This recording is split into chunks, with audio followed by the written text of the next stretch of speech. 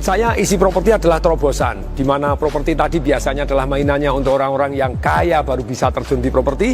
Sekarang dengan dana hanya beberapa belas juta bisa mendapatkan satu bisnis properti, di mana dapat hak huni, bisa menyewakan. Kalau ternyata tidak berhasil sewakan, kita huni sendiri. Kemudian kalau kita mau huni masih kurang, kita bisa bahkan menyewa juga di tempatnya orang lain, dapat diskon. Kemudian kalau kita menyewakan hak kita masih kurang, ternyata kita bisa menyewakan punyanya orang lain. Di zaman sharing ekonomi ini dan juga di zaman yang namanya crowdfunding ini, yang namanya isi properti adalah terobosan yang dahsyat luar biasa. Tapi terlebih dari itu, ketika dicek ternyata di izin-izinnya lengkap, di perdagangan juga lengkap, kemudian OJK pun juga clean and clear, very good peluang.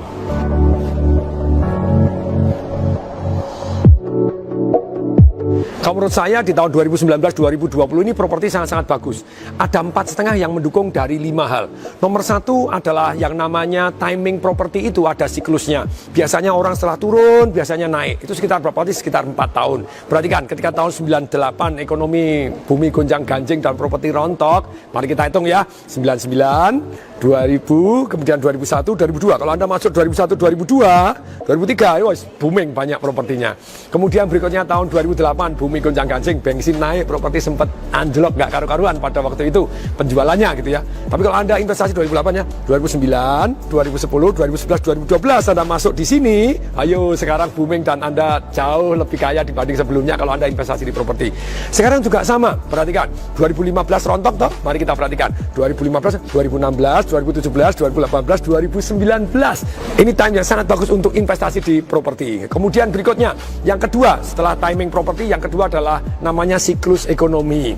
Biasanya ekonomi ketika panas, overheating, apa yang terjadi? Pemerintah mengeluarkan peraturan. Peraturan apa? Uang muka properti dinaikin, bunga dinaikin. Jadi kita kelabaan yang jualan properti dan yang investasi properti kok lama nggak naik-naik gitu ya.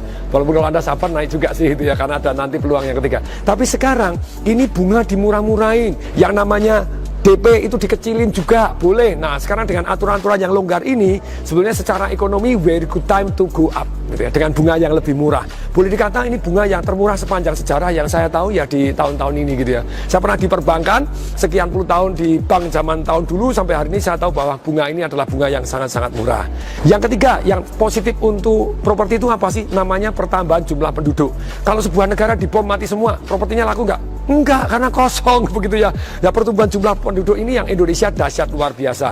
Menurut Boston Consulting Group, gitu di tahun 2013 sampai 2020, 7 tahun Indonesia nambah 68,7 juta orang kaya baru. Tadinya sekolah, sekarang kerja, mulai menikah, mulai cari properti.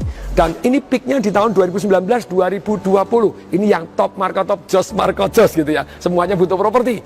Kemudian ini yang ketiga. Yang keempat adalah kenapa properti sangat bagus, yaitu satu yang namanya infrastruktur itu mulai jadi nih. Perhatikan, bandara-bandara dibuatin, kemudian rel kereta api, jalan-jalan tol, aduh.